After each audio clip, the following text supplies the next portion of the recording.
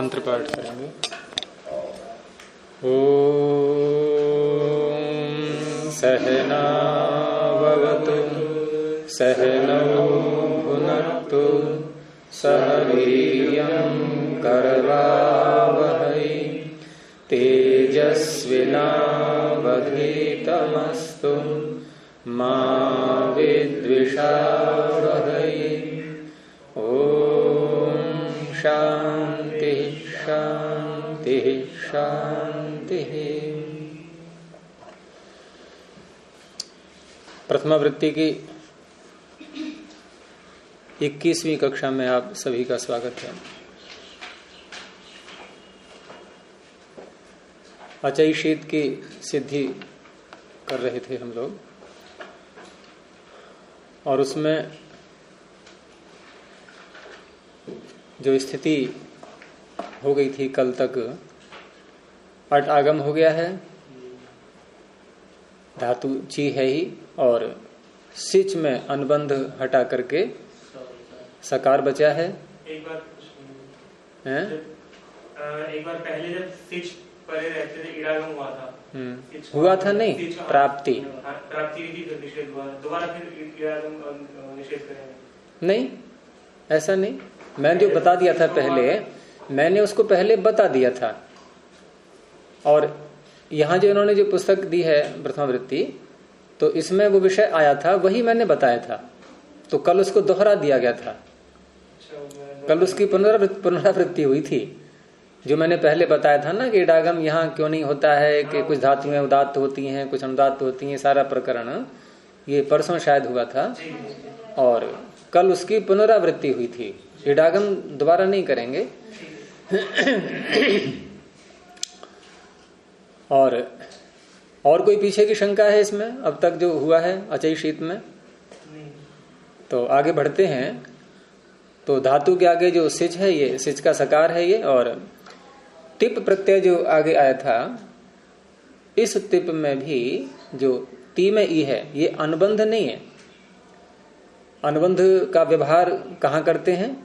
इत संज्ञा करके जिसका लोप करते हैं उसे कहते हैं अनुबंध। यद्यपि अनुबंध का अर्थ पाणिनि ने समझाया नहीं है, जैसे अन्य संज्ञाएं करते हैं तो अनुबंध की संज्ञा की हो, कहीं ऐसा नहीं है, लेकिन चला आ रहा है परंपरा से व्यवहार। बहुत से शब्द ऐसे आएंगे जो परंपरा से चले आ रहे हैं। तो ती में जो ई है, इसलिए यहां इत संज्ञा करके तो नहीं हटाएंगे, कोई अन्य सूत्र ही लगाना होगा। तो वहां जो सूत्र लगाया था वो था इतश्च, तीसरे अध्याय के चौथे पाद में, जहां ये लस्य का प्रकरण प्रारंभ होता है। जो भी कार्य होगा वहां पर उन सूत्रों के द्वारा वो लकारों के ही स्थान में होना है। तो लकारों के स्थान में ही ये तिप आया था, और तिप का जो इकार है उसको हटा दिया गया था। सूत्र की शर्त ये थी कि ये इकार ङित संबंधी होना चाहिए, ङित लकार संबंधी। तो लुंग लकार तो ङित ही है, उसी से जुड़ा हुआ था ये। अब ये जो टिप का तकार बचा है, इस पर जो कल हमने समाप्ति की थी वो ये था विषय कि ये टिप का तकार अकेला रह गया है, और जब कोई प्रत्यय केवल मात्र एक वर्ण ही रह जाए, अर्थात अल रह जाए, अल शब्द जहां भी आएगा वो उसका अर्थ कोई भी वर्ण होता है। जैसे सूत्र बोलते हैं अलोन्त्यस्य, वहां भी अल है, तो वहां भी अल का अर्थ कोई भी वर्ण। ऐसे ही अप्रिक्त एकाल प्रत्यय, तो एकाल प्रत्यय ये अप्रिक्त संज्ञा तो करेगा, किसकी करेगा? प्रत्यय की। कैसा होना चाहिए? एकाल। तो एकाल उसका बन गया विशेषण। अब वो एकाल वो चाहे हल के रूप में हो या अच के रूप में हो, दोनों में से कोई भी हो सकता है। कहीं अच भी तो रह सकता है, लेकिन आवश्यकता पड़ेगी तो करेंगे, अप्रिक्त संज्ञा नहीं है तो नहीं करेंगे। ये मैंने कई बार बोला है कि हम जब संज्ञा करते हैं तो उस संज्ञा को लेकर के कोई कार्य होता है, उसको पुकारते हैं, तभी वो संज्ञा की आवश्यकता पड़ती है, नहीं तो नहीं होती। अब सर्वत्र हम जहां भी कोई एकल दिखाई दे तुरंत अपने संज्ञा कर दें और काम कुछ भी न करें, बाद में उस नाम को लेकर के पुकारें नहीं, क्योंकि ये भी तो अ है लेकिन ये प्रत्यय नहीं है। चलो ठीक है, मान लिया, बहुत से ऐसे स्थल आएंगे जहां प्रत्यय है और एक अल रह गया। जैसे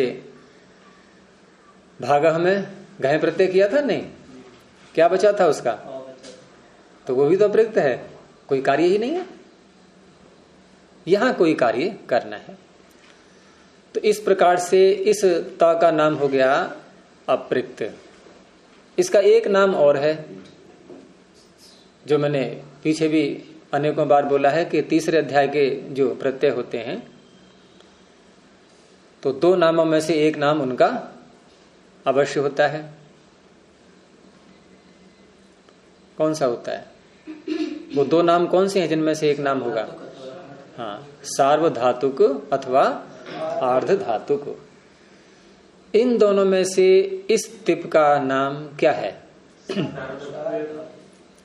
क्यों है? क्योंकि ये तिंग में आ रहा है, इसलिए। तिंग में कैसे आ रहा है रमिता? ये तिंग क्यों है? 18 प्रत्ययों में गिनती है इसकी, तिप, तस, झी।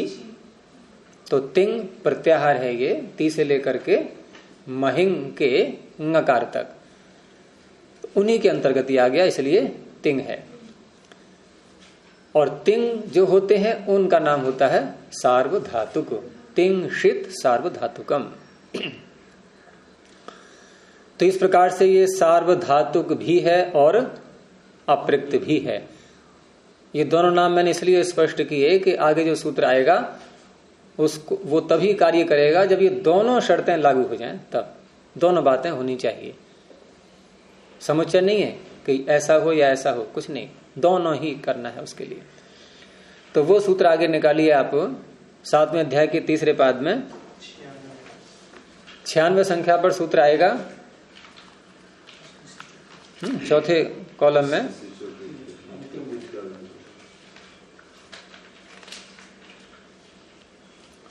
तो सूत्र है अस्ति सिचो प्रकृते। मिल गया? अंतिम सूत्र है पृष्ठ का। तो अस्ति सिचः अप्रकृते। अस्ति सिचः, अस्ति सिचः क्या है? ये अस्ति अस धातु, और ये अस्ति रूप कैसा है? कैसा है का मतलब भाई कौन सा लकार है, कौन सा पुरुष है, कौन सा वचन है। अगर विभक्ति होती है वैसी प्रातिपदिकों की तो कौन सी विभक्ति है, कौन सा वचन है, कौन सा लिंग है, यही तो प्रश्न होते हैं सारे। तो कैसा है ये अस्ति? लट लकार। और कोई बताएंगे कैसा है ये अस्ति? सबको स्वीकार है ये उत्तर? यदि हम इसको लट लकार का मान लें, उत्तर गलत नहीं है, अस्ति बनता ही है, अस्ति स्तः संति। और अब सिच के साथ इसका समास करेंगे, द्वंद्व समास है नहीं है। सूत्र का अर्थ क्या बनेगा? अस्ति और सिच से उत्तर, पंचमी का एक वचन है ये, अस्ति सिचः, अस्ति और सिच से उत्तर, तो पंचमी है, निश्चय हो गया। अच्छा, अब हम अस्ति का और सिच का द्वंद्व समास करेंगे। समास करने वाले सूत्र जितने भी हैं इनमें क्या अधिकार चलता है? प्रारंभ के सूत्र पकड़ो थोड़े से। समास कहां से प्रारंभ होता है? प्राक कडारात समासः। फिर आगे आगे उसके आगे सह सुपा। अब यहां से सुपा की अनुवृत्ति चल पड़ी पूरे समास के प्रकरण में, सुबंत के साथ। ये तो इसका अर्थ हो गया। एक और शुभ चाहिए हमें, कहां से लेंगे?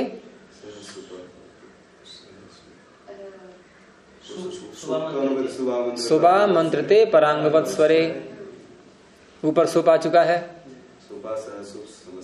समर्थ पदविधि के आगे सुबह मंत्रते परांगवत स्वरे, यहां से सुप ले लिया, ये प्रथमांत पद है।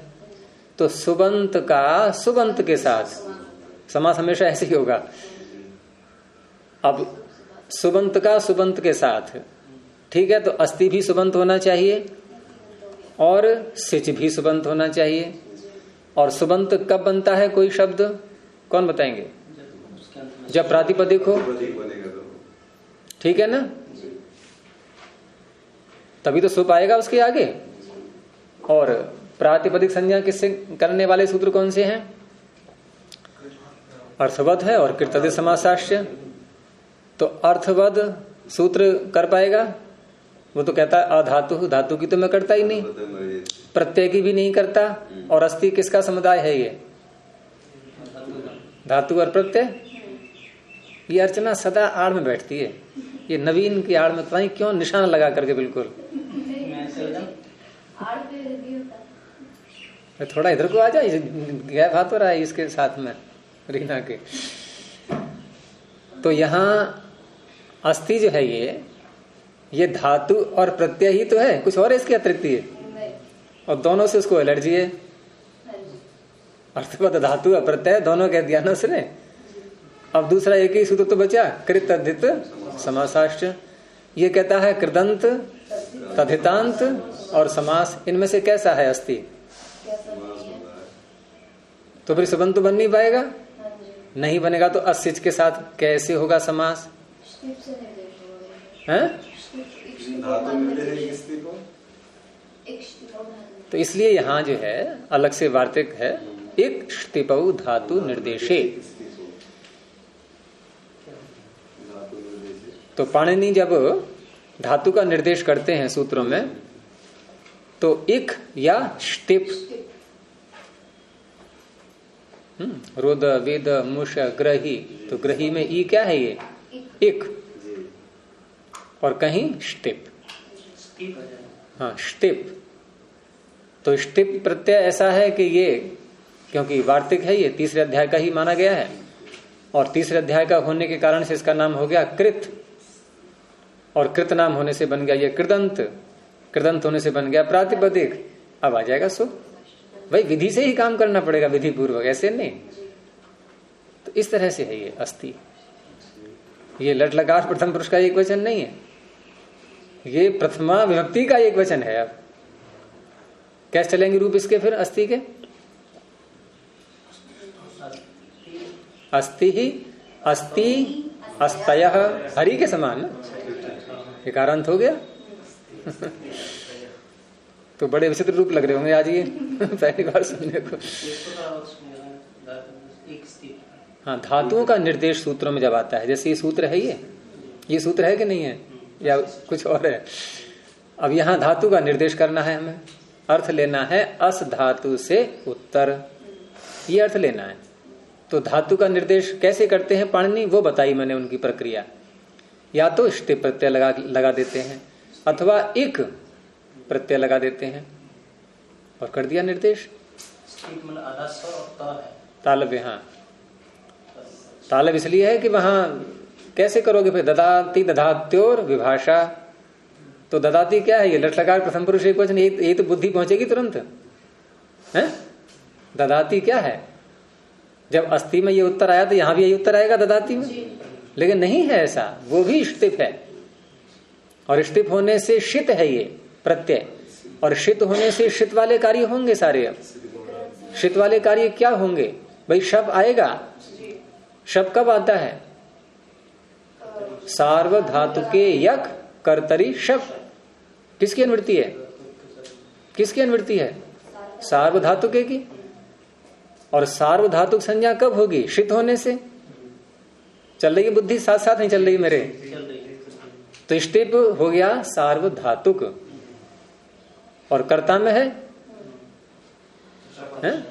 तो इसलिए यहां पर अब अस धातु के दा धातु को के आगे शब आएगा, शब को शुलू होगा, शुलू होने से द्वित्व होगा, तब बनेगा ददाती है। इसलिए शित किया गया है इसको। हैं? रूप कैसे चलते हैं कृदंतों के? प्रातिपदिक बनने के बाद रूप कैसे चलते हैं वैसे चलेंगे। और यहीं चल गया देखो, ददाती, आगे दधात्यो, नहीं सूत्र पूरा बोलो, ददाती दधात्यो हो, षष्ठी का द्विवचन।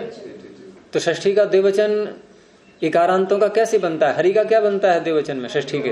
हरियो हो, दधात्यो हो, चल तो गए रूप।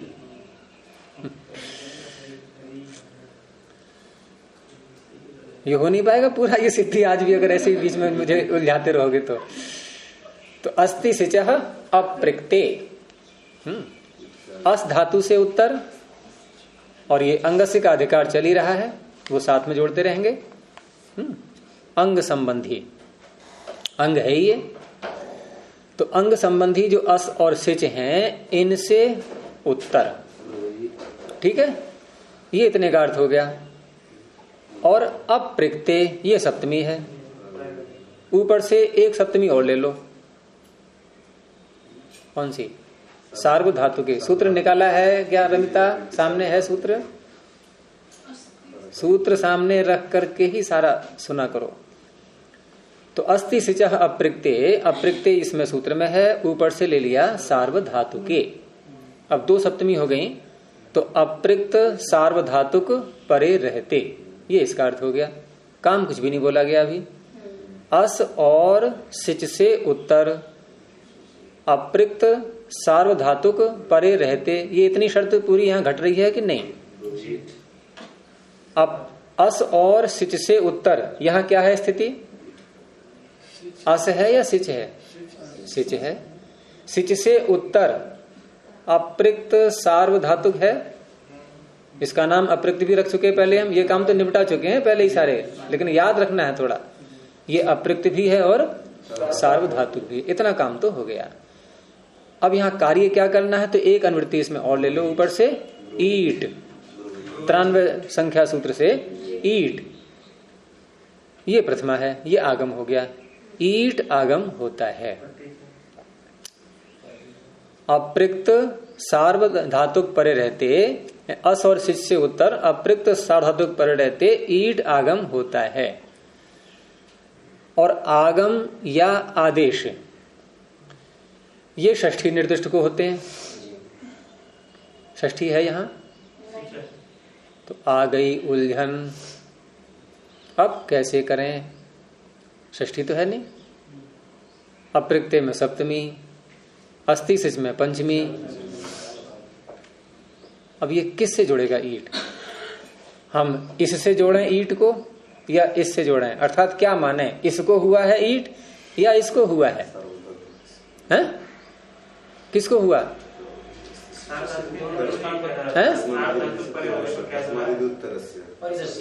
मेरा प्रश्न है ये ईट किस से जोड़ें? इसको जोड़ें, इससे जोड़ें या इससे जोड़ें? क्योंकि जिससे जोड़ेंगे उसके आदि में आएगा, सीधी सी बात यह है, जिससे जोड़ेंगे उसके आदि में आएगा। अगर इसको हुआ है ये जोड़ नहीं सकते क्योंकि सार्वधातुक उससे परे है नहीं, सार्वधातुक तो यही है ना। हाँ, तो तुम्हारा कहना यह है कि इससे जोड़ेंगे फिर तो इससे पहले लगना पड़ेगा ईट को, इससे पहले आएगा नहीं आएगा, और इससे जोड़ेंगे तो इसके पहले आएगा, और जिससे जोड़ते हैं उसमें षष्ठी होनी चाहिए। षष्ठी है नहीं यहाँ पर, समस्या तो वहां से आ गई ना, षष्ठी ही नहीं है। तो षष्ठी नहीं है तो अस्त व्यस्तता होगी ना, अब कैसे करें? तो नियम ये होता है कि जहां पंचमी और सप्तमी दोनों होती हैं किसी सूत्र में, तो तस्माद इति उत्तरस्य, लेकिन वो भी तो है तस्मिन् इति निर्दिष्टे, बचोगे कैसे? दोनों सूत्र अपनी अपनी दृष्टि से अपने अपने स्थान पर सही हैं, प्रबल हैं। तस्मिन् इति निर्दिष्टे पूर्वस्य, ये पंचमी को षष्ठी में बदल देता है। मेरी बात समझ लेना, तस्मिन् इति निर्दिष्टे पूर्वस्य, अगर कहीं सप्तमी आ रही है, तस्मिन् का अर्थ सप्तमी, तो वहां पूर्व को कार्य होता है, तो पूर्वस्य षष्ठी हो गई, तो यहां अस्ति से जह षष्ठी में बदल जाएगा, ठीक है। और तस्मादिति उत्तरस्य, पंचमी कहीं आ रही है तो उत्तर वाला शब्द षष्ठी में बदल जाएगा, तो ये षष्ठी में बदल जाएगा। अब किसकी बात माने? तो वो जो आप परिभाषा की बात कर रहे हैं, तो वहां जब दोनों प्रकार की स्थितियां हो किसी सूत्र में, सप्तमी भी हो पंचमी भी हो, तो पंचमी को प्रबल माना गया है। पंचमी वाला जो है यहां पर पक्ष प्रबल है, और पंचमी यदि आ गई है तो वो सप्तमी को अगला वाक्य षष्ठी में बदल देगी। अब हम विधि पूर्वक चल रहे हैं, अब नियम के अनुसार। अब ये जो अप्रत्यय है ये षष्ठी में बदल जाएगा, और षष्ठी में बदल जाएगा तो षष्ठी निर्दिष्ट को आगम या आदेश होते हैं, हम वो बात भी कह पाएंगे अब। और उस अवस्था में ये आगम किसको हुआ है? अप्रक्त सार्वधातुक को, और इसको हुआ है तो इसके आदि में बैठेगा ये। यद्यपि ये विषय प्रथमावृत्ति के नहीं है अभी, लेकिन चलो कोई बात नहीं है। अब ये ईट आ गया है, ईट का टकार तो हटा ही देंगे, अनुबंध है ना ये। अच्छा, इसका नियम पंचमी और वो है पंचम्य यहाँ प्रकल्पिका भवंती, वो थोड़ा पीछे का अंश मुझे स्मृति से उतर गया है अभी।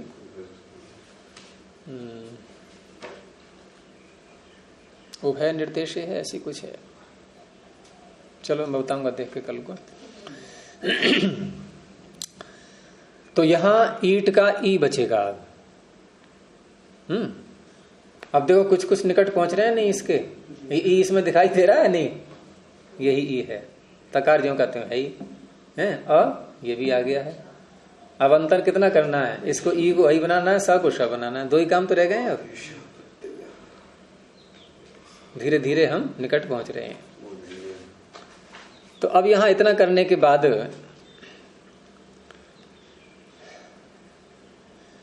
अब इस सूत्र की बारी आएगी। वृद्धादेश का भी थोड़ा थोड़ा नाम लिया जाएगा, उसके संकेत दिखाई दे रहे हैं। अब तो हम पहले यहां वृद्धि करने वाला सूत्र लाएंगे, उसके बाद वृद्धि किसे कहते हैं, तब इसकी पड़ेगी आवश्यकता वृद्धादेश की।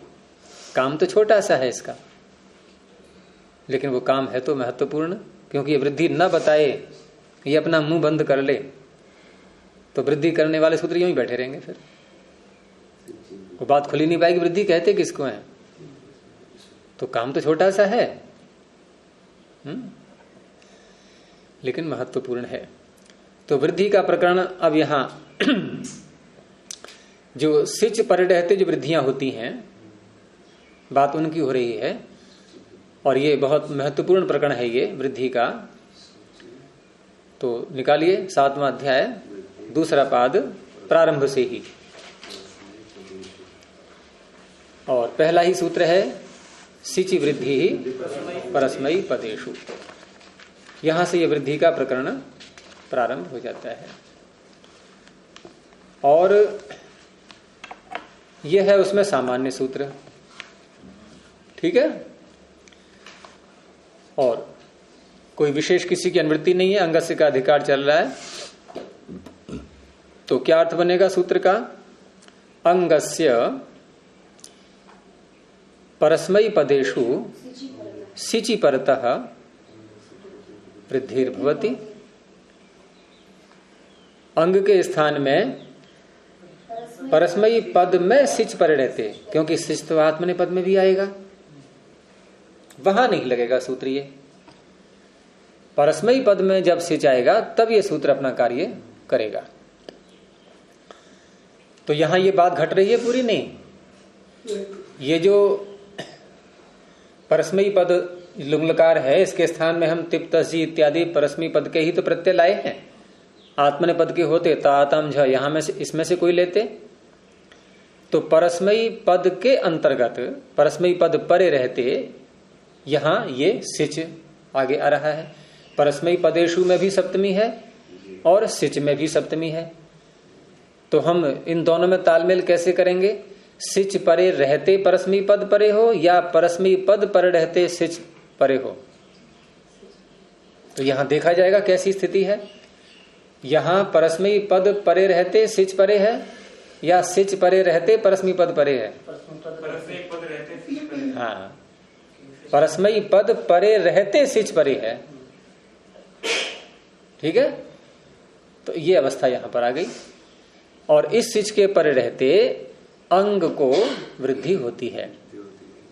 ये सामान्य सूत्र भी है, इसके अपवाद भी आगे आएंगे, और लेकिन हमें यही सूत्र लगाना है अभी, इसलिए और सूत्रों पर चर्चा नहीं करेंगे। और सूत्रों का प्रकरण आएगा तो उनको देख लेंगे बाद में।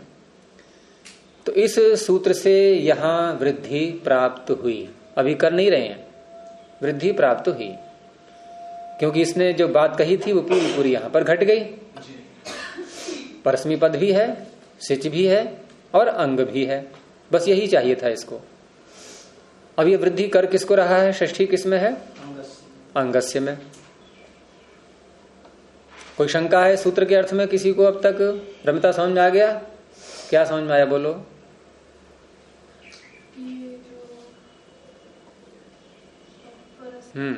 परस्मी पद परे रहते, सिच परे है और अंग को वृद्धि होती है। अंग कौन है यहां पर? क्योंकि सिच को तो परे मान लिया है ना, यद्यपि इसकी दृष्टि से ये सारा ही अंग है, लेकिन हमने क्योंकि सिच को परे मान लिया है तो इसको अंग लेंगे। अब इस अंग को वृद्धि हुई, वृद्धि प्राप्त हो रही है। अब ये सूत्र पहुंच जाएगा, किसे कहते हैं वृद्धि? आ आई औ, इनको वृद्धि कहते हैं। लेकिन उससे पहले हमें ये निर्णय करना होगा कि अंग को वृद्धि है, अंग को यदि मानेंगे तो इसमें अट आगम भी तो हाँ, तो और सही ची को हम लेंगे या केवल ची को? अटागम क्या है? ये अ भी है ना यहाँ पर। हाँ, हाँ। तो हम अभी ये ची को मान के केवल करेंगे या अ और ची को मान करके? अभी तो इसी में समस्या आ रही, तुमने एक और बढ़ा लिया अपना। अभी तो इसी में समस्या आ रही है, ची को ही। ये ठीक है कि आगम अंग होते हैं उसके, लेकिन मुख्य अंग तो यही है ना, ये तो बाद में आया है, तो हम इसी को मान करके चल रहे हैं अभी। लेकिन समस्या यहां भी आ रही है, क्योंकि अंग को वृद्धि होती है ये कहा उसने, ये तो नहीं कहा किस वर्ण के स्थान में होती है। अंग में दो वर्ण है, चकार भी है, इकार भी है, तो ये तो नहीं कहा उसने कि किसको वृद्धि होगी। सिचि वृद्धि सूत्र ने इतना ही तो कहा है कि अंग को वृद्धि होती है, किसी विशेष वर्ण का नाम तो लिया नहीं है। जैसे कुछ सूत्रों में वर्ण का नाम ले देते हैं, अतः उपधाया, उपधा के आकार को वृद्धि होती, कोई संदेह रहेगा? कोई ढूंढना पड़ेगा हमें उपधा है कि एक दो दो उपधा है कि तीन तीन उपधा, ऐसा होता है? कभी एक ही होता है उपधा, और आकार होना चाहिए, वो वृद्धि हो जाएगी। बहुत से सूत्र मिलेंगे ऐसे जहां बता देते हैं कि वृद्धि किसको होती है। तदेषु अचाम आदे, कोई संदेह है क्या? अच्छा में आदि अच, उसी को पकड़ना है बस। लेकिन यहां ऐसा नहीं कहा गया, यहां वर्ण का नाम नहीं लिया है किस वर्ण को वृद्धि होती है, और होगी वर्ण को ही है। अब ऐसे स्थान पर फिर जहां ये ऐसी अवस्थाएं आ जाती हैं, निर्णय नहीं हो पाते, तो निर्णय करने वाले सूत्र उनकी सहायता लेते हैं और उन्हें कहते हैं परिभाषा। तो परिभाषा सूत्र यहां पर आएगा, और परिभाषा सूत्र यहां पर तीसरा ही सूत्र हम पढ़ रहे हैं, वृद्धिरादैच। दूसरा क्या आएगा? अदेंगुण। तीसरा क्या आएगा? एको गुण वृद्धि। अब इसकी आवश्यकता पड़ेगी, क्योंकि ये सूत्र का कार्य ही यही है। ये सूत्र एक सामान्य अर्थ पकड़ लो पहले इसका, कि ये सूत्र ये कहता है कि जिन सूत्रों के द्वारा वृद्धि या गुण करते समय ये न बताया जाए कि किसको हो रही है, गुण किसको करना है, वृद्धि किसको करनी है, ये न बताया जाए, तो वहां मेरी सहायता ले लेना। तो क्या सहायता कर रहा है ये कहता है कि वहां एकह जोड़ लेना, एकह शब्द को वहां जोड़ लेना, ये मेरे से ले जाना उठा करके यहां से। अब यहां इस सूत्र ने सिचि वृद्धि परस्मै पदेषु ने ये नहीं बताया कि वृद्धि किसको हो, तो एको गुण वृद्धि ने इसको एकह शब्द दे दिया ना। अब सूत्र का दोबारा अर्थ कर लो। अब दो षष्ठियां हो गई, अंगस्य और एकह, बाकी जो कहते हो है। तो अंग के इक के स्थान में अथवा, अब एक चीज और कि एकह शब्द भी यहां आ गया, अंगस्य भी है। तो इसमें हम अंग का इक ऐसे बोलेंगे, अर्थात विशेषण किसको बनाएंगे? तो स्पष्ट है कि विशेषण अंग ही बनना चाहिए यहां पर, क्योंकि इक का अंग ये तो कहने में वाक्य आता नहीं, अंग का एक ये तो कह सकते हैं, ठीक है ना। लेकिन अब यहां एक परिभाषा और आती है कि जब कहीं पर किसी शब्द को लेकर के और साथ में उसका विशेषण भी हो और कोई विधि की जाती है, तो उस स्थान पर जिसका कोई विशेषण बन रहा है उसमें अंत शब्द और जुड़ जाएगा। हाँ, ये न विधिस तदंतस्य, ये भी प्रथम पाद का ही सूत्र है। तो ये न विधि ही, जिस शब्द को लेकर के कोई विधि की जाती है, जैसे यहां एक शब्द आया था, एको गुण वृद्धि से एक आ गया, और एक को लेकर के यहां वृद्धि की जा रही है। अब यहां एक शब्द ये अंत में है जिसके, उस अंग को ग्रहण करेंगे। तो अंगस्य एक न कह करके अब क्या कहा जाएगा?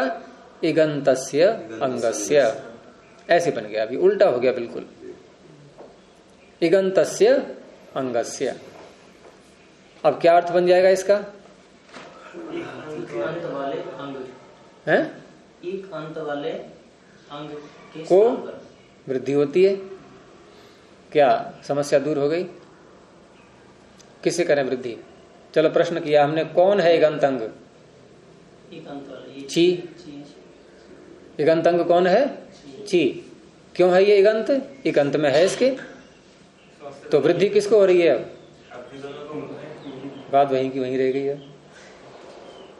पहले तो वो ठीक था अंगस्य का ठीक था है? वहां कम से कम एक बिंदु पर तो आ गए थे, यहाँ फिर दो आ गई है, क्योंकि इगंत अंग है ची। ये इगंत भी है और अंग भी है, पूरा ची है ना। ये हमें लेना है इसमें से एक वर्ण, वो कैसे लेंगे हम? तो इगंतस्य अंगस्य ये क्या है? दोनों में षष्ठी, दोनों में क्या है? षष्ठी। और षष्ठी निर्दिष्ट कार्य किसको होते हैं? अलुंत्यस्य। सब तैयार बैठे हैं सूत्र, आपको कहीं पर भी अव्यवस्था नहीं होने देंगे। तो अलुंत्यस्य ने कह दिया कि जब भी किसी षष्ठी निर्दिष्ट को कोई कार्य करना हो, आदेश करना हो, तो वो अंत्यस्य, अंत के ही स्थान में होता है। ठीक है। यद्यपि ये सूत्र आपको यहां नहीं मिलेंगे, प्रथमावृत्ति में सारा विस्तार इतना नहीं दिया है, क्योंकि इतना विस्तार करके प्रथमावृत्ति पढ़ा करके नए नए बच्चे कहेंगे क्या चक्कर में पड़ गए। तो हम एको गुण वृद्धि, ये न विधि तदंतस्य, अलोन्त्यस्य, इन सब की सहायता लेकर के समाधान तो हो ही गया ना। तो अब यहां पर ई अंत में आ रहा है इसके, इसको वृद्धि होगी। अब इसको वृद्धि होगी तो वृद्धि किसे कहते हैं? तो आ आई औ, ये इसने बता दिया। अब यहां स्थानांतरतम सूत्र के द्वारा हम ये देख लेंगे कि कौन सा किसके साथ में मेल खा रहा है, किसका। तो ई का स्थान क्या है? तालु। और आ आई औ, इनमें से तालु एक में ही आ रहा है, आई में। तो आई कंठ और तालु होता है, तालु भी आ गया उसमें, इसलिए ई के स्थान में हो जाएगा आई। अब बन गया अ, और ची का बन गया चई, और ये हो गया अभी सकार ही है, और ये ई और ये ता। ठीक है। अब ये जो सिच है ये क्या है? प्रत्यय। किसने नाम रखा था इसका प्रत्यय? परष्ट ने कब नाम रखा? नहीं, प्रत्यय का उसको बता दिया। प्रत्यय नहीं नाम रखा है बस, प्रत्यय, इसने इसका नाम प्रत्यय रखा है। तो प्रत्यय है ये, और ये किससे उत्तर है? ये सिच का सकार, ये जो प्रत्यय है ये किससे उत्तर है? संदेश किससे उत्तर है? देखा किससे उत्तर है ये? किससे उत्तर, किससे आगे, किससे परे, और कुछ बोलो। आई से परे,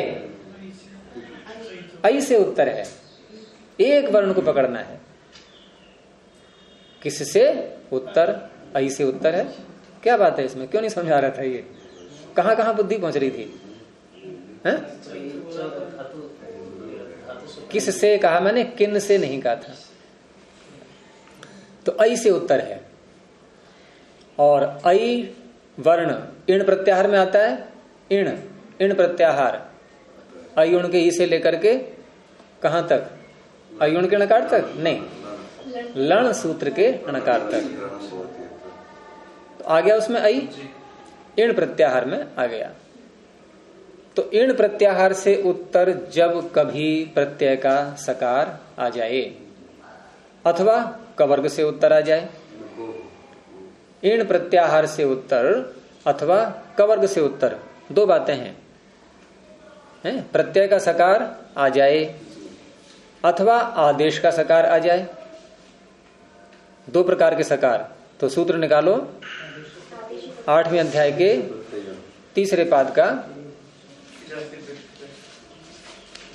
114 संख्या का सूत्र।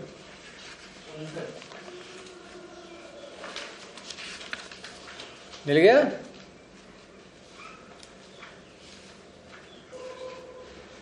नहीं 114 नहीं, ये क्या नाम, ये 59 सूत्र। हाँ, तो 8वें अध्याय के तीसरे पाद का 59वां सूत्र है ये। आदेश प्रत्ययो हो, और इसमें हम पहले इसी का अर्थ कर लें। ये कितने पद हैं सूत्र में? 2 पद। कौन कौन से?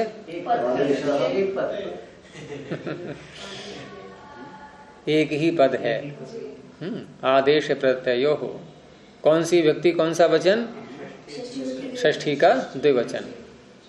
तो सूत्र का अर्थ करें तो क्या होगा? आदेश और प्रत्यय के स्थान में कुछ नहीं बना। आदेश ये प्रत्यय, अभी छोड़ो छोड़ो छोड़ो छोड़ो, अभी छोड़ो, बस इतने का अर्थ कर रहा हूं अभी मैं। आदेश और प्रत्यय के स्थान में नहीं बनी बात, तो कुछ लाएं ऊपर से। अब धीरे धीरे जब तक वाक्य पूरा नहीं बन जाएगा कुछ ना कुछ लाते रहेंगे। भाई खाना बनाने चले, देखा आटा तो रखा है, दाल है नहीं, और बाहर वर्षा हो रही है, अवसर भी नहीं है बाजार से लाने का, कि चलो भाई पड़ोसी के पास चलते हैं, देखते हैं वहां से मिल जाए आज के लिए। तो वहां से ले लिया, पूर्ति कर ली, आसपास से लेकर के हम पूर्ति कर लेते हैं। तो सूत्र भी तो ऐसे ही है ये।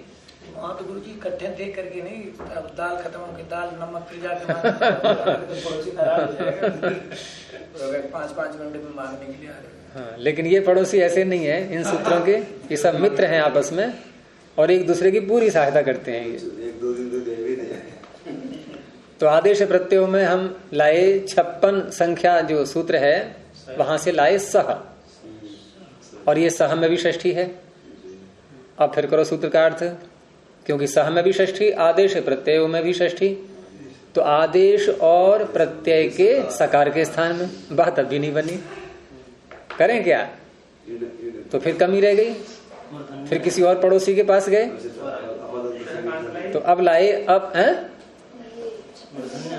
अब लाए 55 संख्या वाले सूत्र से मूर्धन्य, और मूर्धन्य में है प्रथमा। तो अर्थ बन गया आदेश और प्रत्यय के सकार के स्थान में मूर्धन्य होता है। मूर्धन्य कैसे कहते हैं? सिर पे बैठ जाए, मूर्धनी भवः मूर्धन्य, जो मूर्धा पे रहे वो मूर्धन्य है। यह व्यक्ति समाज में मूर्धन्य है, शीर्षस्थ है, सिर पर बैठा हुआ है। लेकिन यहां मूर्धन्य का अर्थ है मूर्धा से उच्चारण जिसका किया जाता है। अब सकार के स्थान में हमें ऐसा वर्ण लाना है जिसका उच्चारण मूर्धा से करते हैं। तो मूर्धा का सूत्र क्या है? ऋतु रसा मूर्धन्य वर्णोच्चारण शिक्षा में। तो री टू यानी टवर्ग, र और श। अब बहुत सारे आगे है। मूर्धन्य कहते ही कि हम सब मूर्धन्य हैं, आ गए, तुरंत लेना है एक, तो फिर वही स्थानांतरतम है, बार बार उसी की सहायता ली जाएगी। तो देख लिया किसका किससे मेल खा रहा है। तो सकार के स्थान पर श मूर्धन्य शकार हो जाएगा। लेकिन सूत्र का अर्थ जो बना अभी, इसमें उलझन रह जाएगी, क्योंकि सूत्र का अर्थ वाक्य तो पूरा बन गया है कि आदेश और प्रत्यय के सकार के स्थान में मूर्धन्य आदेश हो जाता है। लेकिन कब होता है, शर्त कुछ नहीं आ रही सूत्र की अभी, और हर सूत्र कुछ ना कुछ शर्त को लिए हुए होता है कि ऐसा होने पर ऐसा होगा। तो अब यहां पर सूत्र आ रहा है इण को हो, ठीक है, इण को हो, इसकी अनुवृत्ति आगे चलती है काफी दूर तक। और इण को हो में पंचमी है, पंचमी का एक वचन, इसमें दो शब्द हैं इण और कु।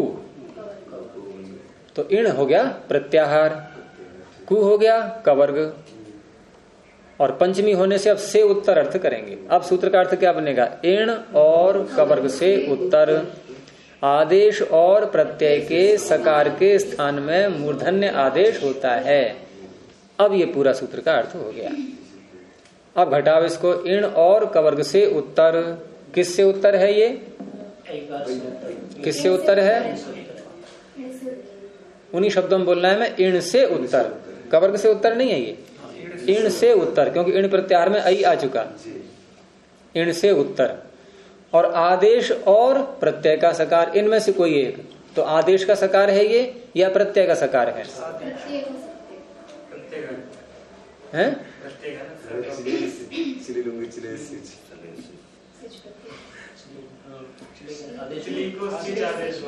आदेश भी है ये, प्रत्यय भी है, दोनों ही बातें हैं।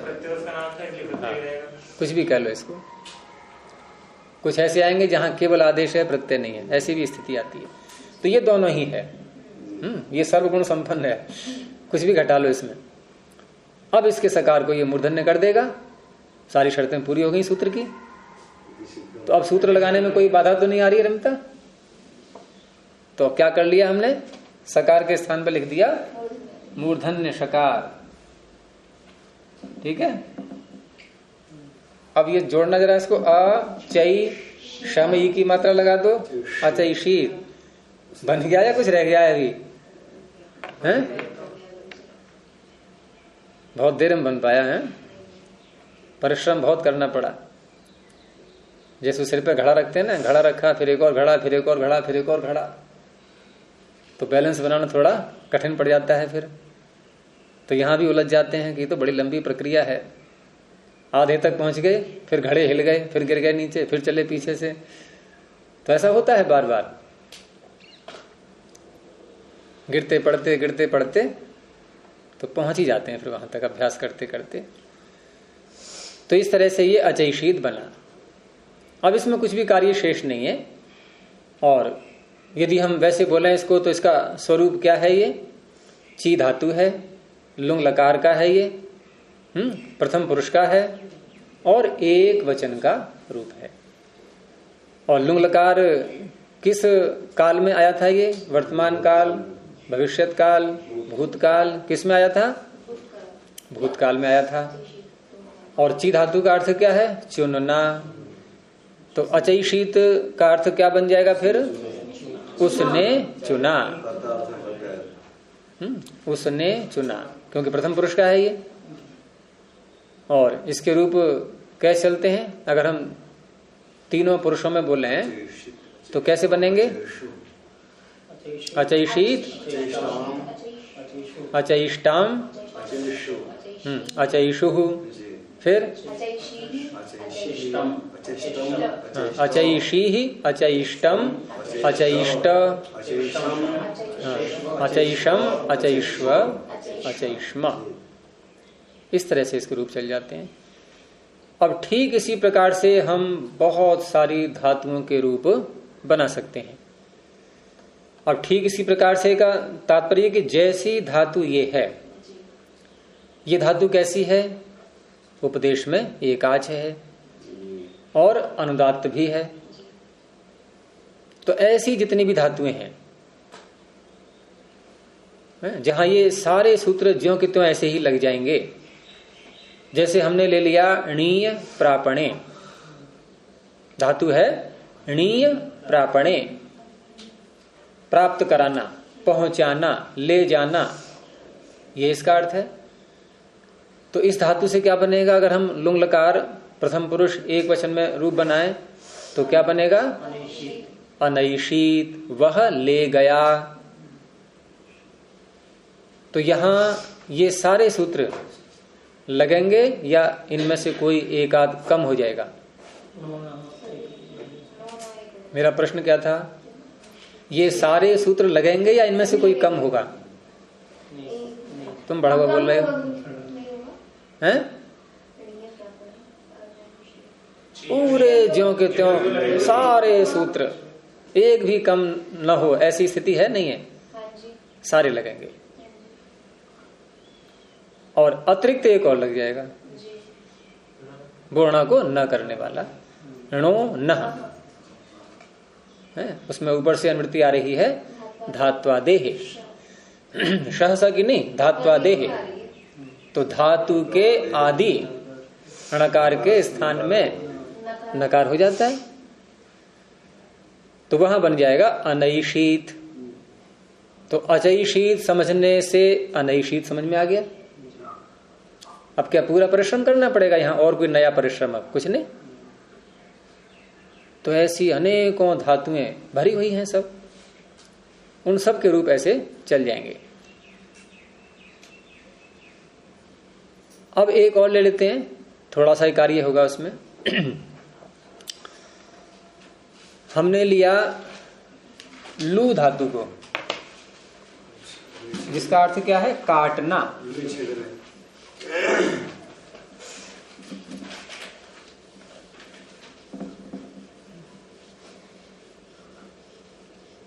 तो इसका रूप क्या बनेगा?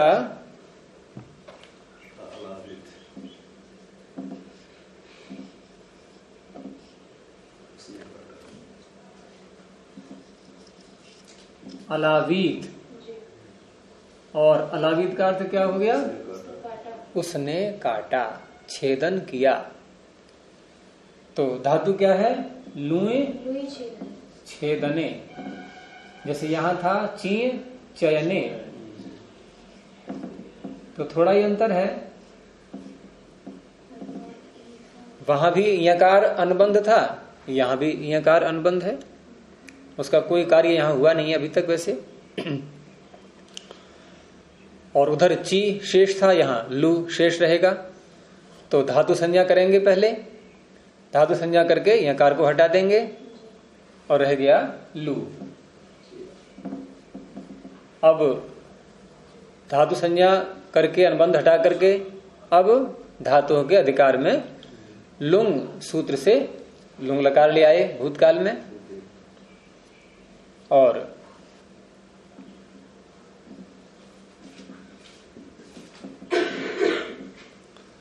तो लुंग लकार किस में लाए? कर्ता में। लह कर्मणि च भावे चा कर्म के भ्य, कर्ता में लकार ले आए। और लुंग लकार लाते ही चिली लुंगी से चिली प्रत्यय आ गया, और चिले ही सिच से चिली के स्थान में सिच हो गया। तो लू सिच और लुंग। और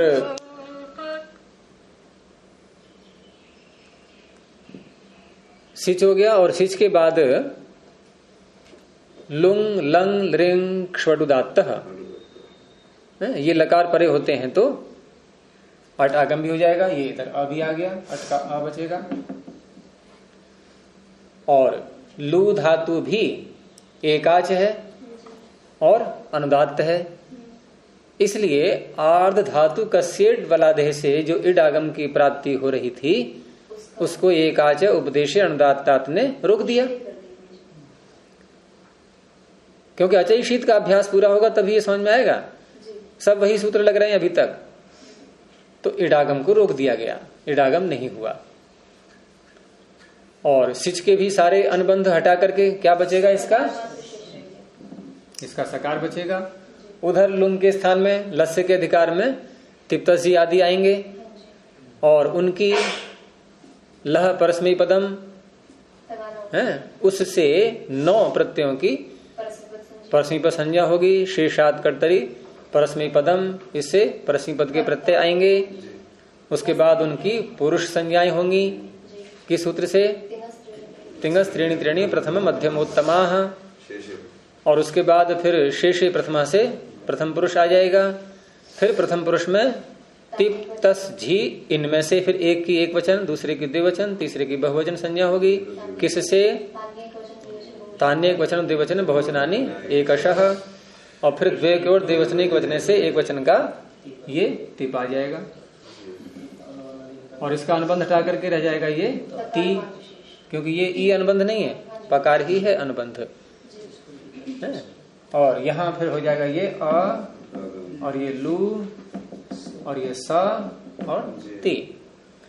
अब ये जो है यहां ती में इकार, क्योंकि ये लिंगित लकार का है, लुंग लकार का है, तो इतश्च से इकार का लोप हो जाएगा, रह गया ता। अब ये बन गया अप्रिक्त और सार्वधातुक भी है, इसलिए अस्ति सिचो प्रकृते, इससे ईट आगम हो गया, ईट का ई बचेगा। ठीक है। अब यहां जो कार्य नया होना है अब उसको देखते हैं। नहीं, वो थोड़ा सा अंतर पड़ गया था उसमें, ये एकाच उपदेश अनुदात नहीं लगाएंगे यहां पर।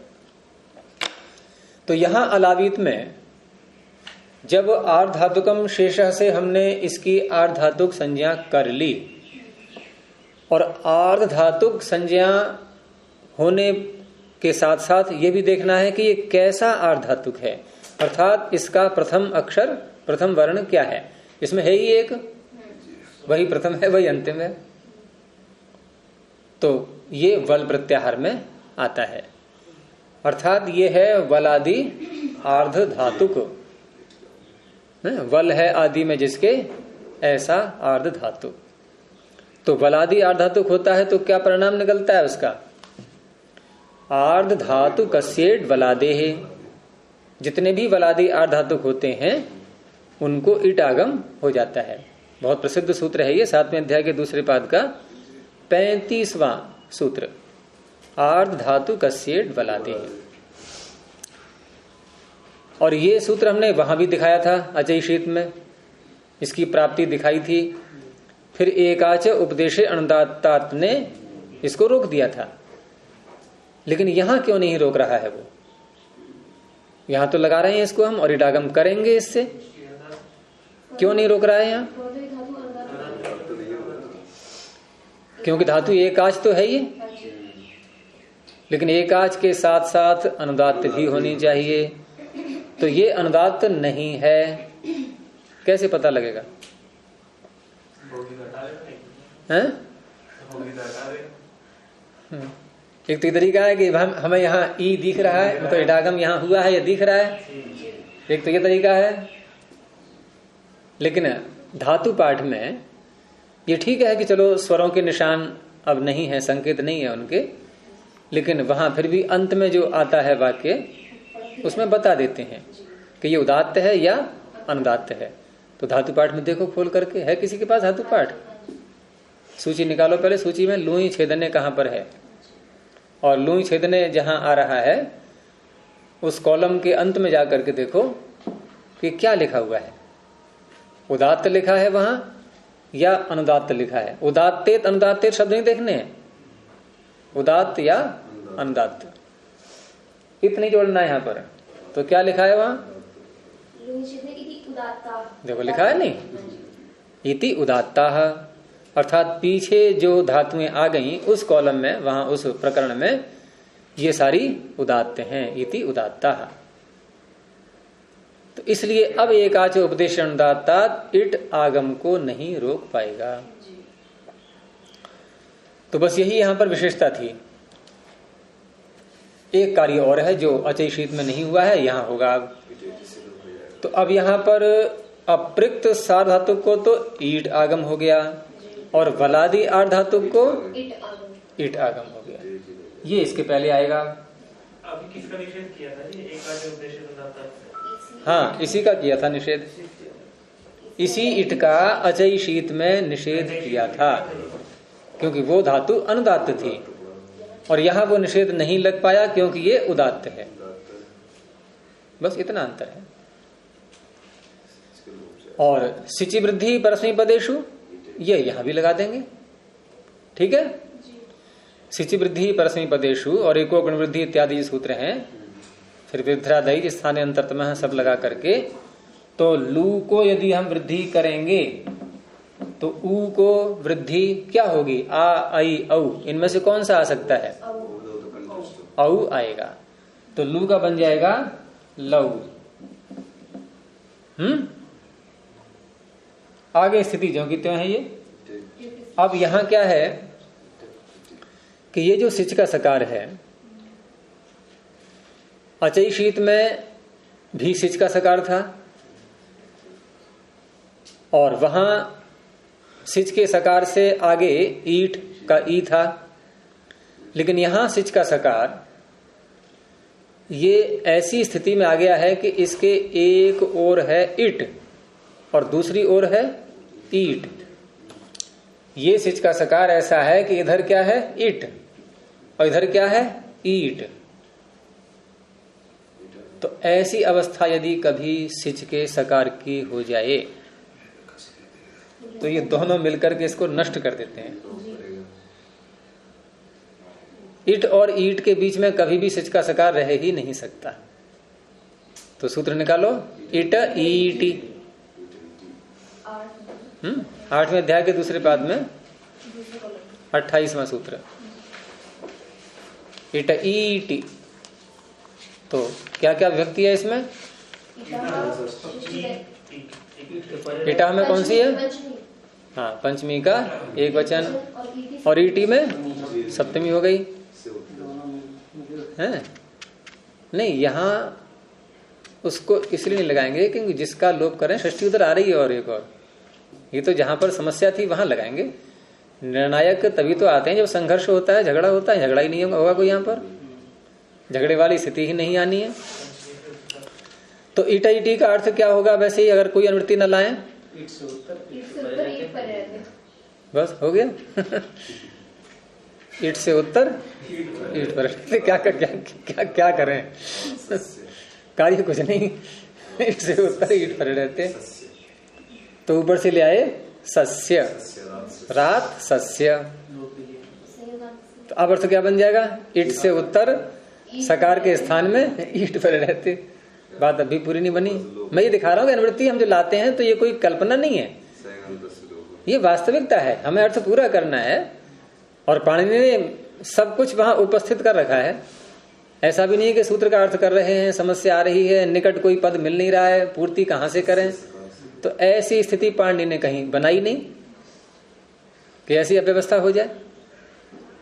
तो सस्य लाने पर भी बात नहीं बनी।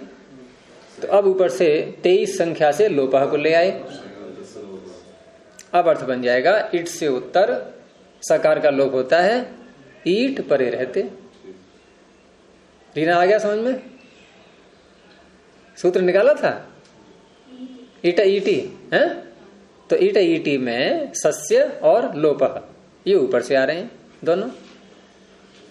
तो ईट से उत्तर सकार का लोप हो जाता है, ईट परे रहते। तो इसको हटा दें।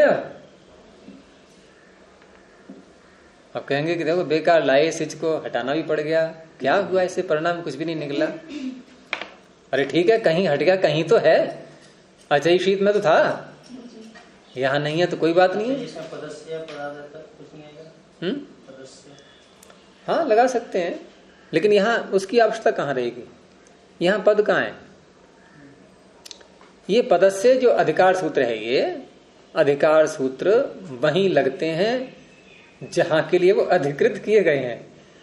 अधिकार होने पर भी आवश्यक नहीं है कि सर्वत्र लगे ही वो, क्योंकि सर्वोपरि यहां क्या होता है? देखो, पाणिनि अष्टाध्यायी में सर्वोपरि क्या चीज है? सर्वोपरि है सूत्र को निरर्थक न होने देना, ये सर्वोपरि होता है। बाकी सारी बातें सब दूसरे स्तर पर हैं। सर्वोच्च प्राथमिकता हमारे जीवन में भी हम सारे संसार के व्यवहार करते हैं, सारे कार्य करते हैं, लेकिन सर्वोच्च प्राथमिकता क्या होती है? हम मर न जाएं, जिंदा बने रहें, बस यही तो होता है कि चाहे कुछ भी हो जाए लेकिन जान न जाए, बस। ठीक है ना? तो सूत्र निरर्थक हो जाना क्या है? सूत्र का मरना ही तो है ये। तो सूत्र को मरने नहीं देना है बस। फिर चाहे अधिकार में व्यवधान करना पड़े, कुछ भी करना पड़े, सब मंजूर है, लेकिन सूत्र निरर्थक नहीं होना चाहिए। अब तुम पदस्य पदार्थ ला करके यहां सूत्र निरर्थक करने लगोगे तो वो स्वीकार नहीं है। भले ही पदस्य पदार्थ को छोड़ना पड़ जाए, कोई बात नहीं। कोई कह सकता है अधिकार है तो इसमें आना चाहिए, लगातार आना चाहिए, लेकिन मेढक कैसे चलते हैं? और सर्प क्या होता है? सर्पती इति सर्प, जो रेंगता है वो भूमि के एक अंश को भी नहीं छोड़ेगा, और ये छोड़ छोड़ के चल रहा है, कूद कूद के। तो अनुवृत्ति अधिकार ये कूद के भी चलते हैं, बीच में जो है गैप दे देंगे ये कि भाई यहां हम नहीं है, मेढक के समान। मंडूक प्लुत गति, तो ये भी चलती है साथ में। तो यहां ये तो गया, सिच का सकार गया। अब यहां स्थिति क्या है फिर हमारे सामने? ये ई और ये ई, ये आमने सामने आ गए ना। तो अब सूत्र यहां लग जाएगा, अकह सवर्णे दीर्घ। ये छठे अध्याय के प्रथम पाद में जहां ये संहितायाम का अधिकार प्रारंभ होता है, तो वहां इसको देखेंगे। और संहिता किसे कहते हैं? परः सन्निकर्षः संहिता, जहां अत्यंत निकटता आ जाए, जैसे इस ई में और इस ई में ये सकार के हटने के कारण से अत्यंत निकटता आ गई, तो इस स्थिति का नाम हो गया संहिता। परः सन्निकर्षः संहिता। तो संहितायाम के अधिकार में सूत्र आया अकह सवर्णे दीर्घ। अब ये क्या कहता है? अकह कौन सी व्यक्ति है? अक से उत्तर, और सवर्णे में कौन सी व्यक्ति है? सप्तमी, और ऊपर से एको यणची सूत्र से ये निकाल लिया सूत्र अकह सवर्ण दीर्घ। नहीं, अभी छठे अध्याय के पहले पाद में 97 संख्या पर, और यहां अधिकार चलता है संहितायाम का, और अधिकार चलता है एकह पूर्व परयोः का, जो तीसरे कॉलम में ऊपर की तरफ आ रहा है सूत्र, एकह पूर्व परयोः, उसका भी अधिकार चलता है इसमें। और संहितायाम आ रहा है द्वितीय कॉलम में, उसका भी अधिकार चलता है। तो संहितायाम में है विषय सप्तमी, इसका अर्थ हो गया संहिता विषय में, और एकह पूर्व परयोः, इसमें एकह में प्रथमा है और पूर्व परयोः में षष्ठी का द्विवचन। अर्थात एकह पूर्व परयोः के आगे जितने भी सूत्र आ रहे हैं ये कहां तक के, कहां तक लेंगे इसको? एकह पूर्व परयोः का अधिकार कहां तक ले सकते हैं? तो स्वयं ही इसमें एक संकेत दिया हुआ है, स्वयं ही इसमें एक संकेत दिया हुआ है, जो संकेत ये बता रहा है कि अब इसका अधिकार समाप्त हो गया। और वो संकेत है 108 संख्या पर देखो, ख्यत्यात् परस्य, क्योंकि पूर्व परयोः में षष्ठी है, और अलग अलग दोनों करें अलग अलग तो क्या बनेगा? पूर्वस्य परस्य, और यहां कह दिया परस्य, तो एक साथ ही बिछुड़ गया। अभी दोनों चल रहे थे, पूर्वस्य और परस्य दोनों चल रहे थे, लेकिन इस सूत्र ने क्या कहा? भाई आप में से एक को जाना पड़ेगा। तो आप में से एक को जाना पड़ेगा, तो इसने परस्य बोल दिया, तो एक को जाना क्या पड़ेगा? पूरा सूत्र ही गायब हो गया वो। तो इस तरह से ऋत उत तक इसका अधिकार चलता है। अब इसके अधिकार चलने से होता क्या है कि जितने भी सूत्र आगे आ रहे हैं ये कभी भी एक वर्ण के स्थान में कुछ नहीं करते। ये क्या करते हैं? दो के स्थान में करते हैं, ये पूर्व और पर। और वास्तव में यदि हम संधि शब्द का जो प्रयोग करते हैं तो संधि का अर्थ क्या होता है? जोड़। और जोड़ एक का होता है कि दो का?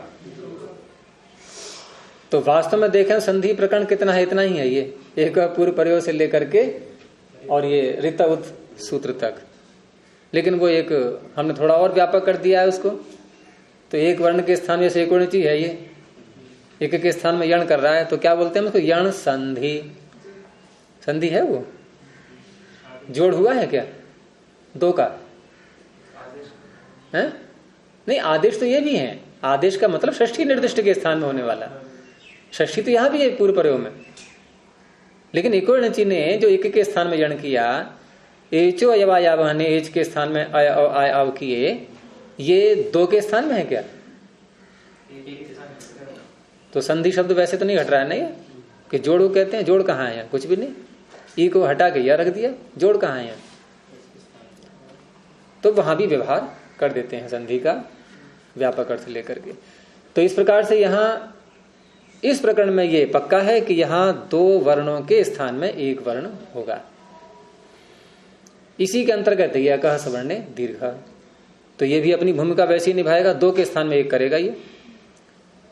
तो सूत्र का अर्थ क्या बना पूरा? ऊपर से ले रहे हैं अची, इको यणची से, संहितायाम आ रहा है, एक पूर्व प्रयोग आ रहा है। तो क्या बना सूत्र का अर्थ? अक से उत्तर, ठीक है। अब सप्तमी है सवर्णे, पीछे सप्तमी है अची, दोनों को जोड़ दिया, सवर्ण अच परे रहते। अब पूर्व प्रयोग ले लो, पूर्व और पर के स्थान में।